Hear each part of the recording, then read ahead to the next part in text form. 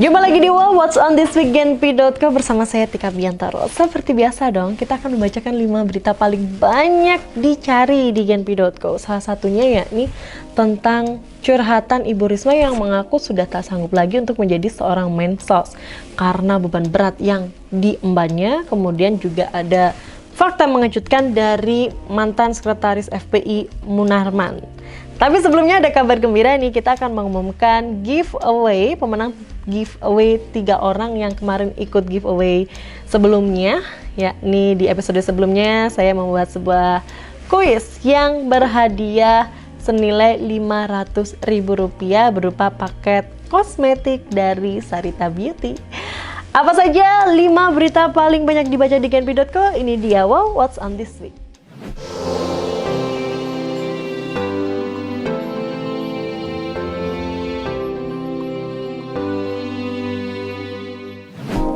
Berita kelima di Genpi.co yang paling banyak dibaca yakni tentang fakta dari mantan sekretaris FPI yakni Munarman. Jadi advokat top di Indonesia bernama Ahmad Aulia mengungkapkan kalau Munarman ini namanya terlibat dalam organisasi teroris Jamaah Ansharud Daulah atau JAD.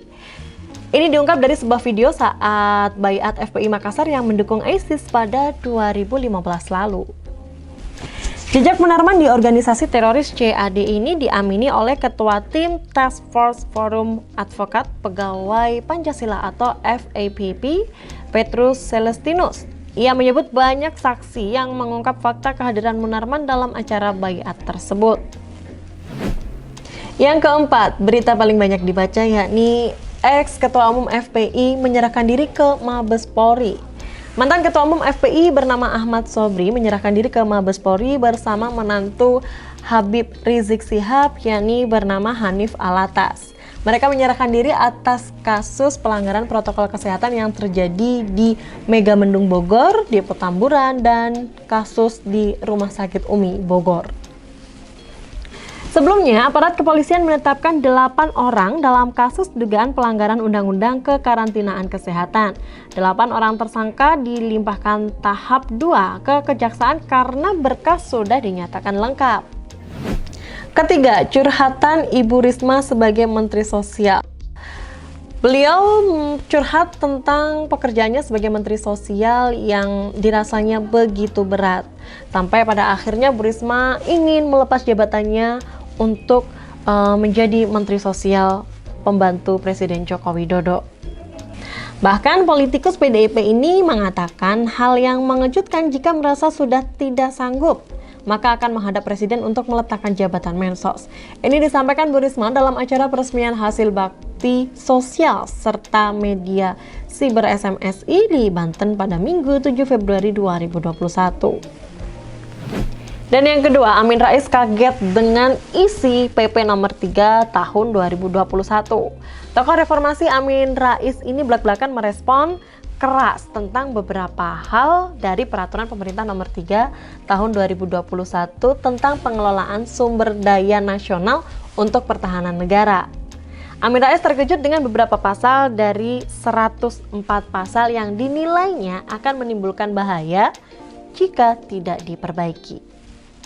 Amin Rais heran dengan pasal 87 yang berbunyi Presiden berwenang memobilisasi warga negara dalam keadaan darurat militer atau perang. Ini disayangkan karena dalam urusan perang seharusnya faktor pengalaman para personil perlu diperhatikan. Yang pertama paling banyak dibaca yakni berjudul ex anak buah SBY bongkar pengundang pertemuan dengan Muldoko.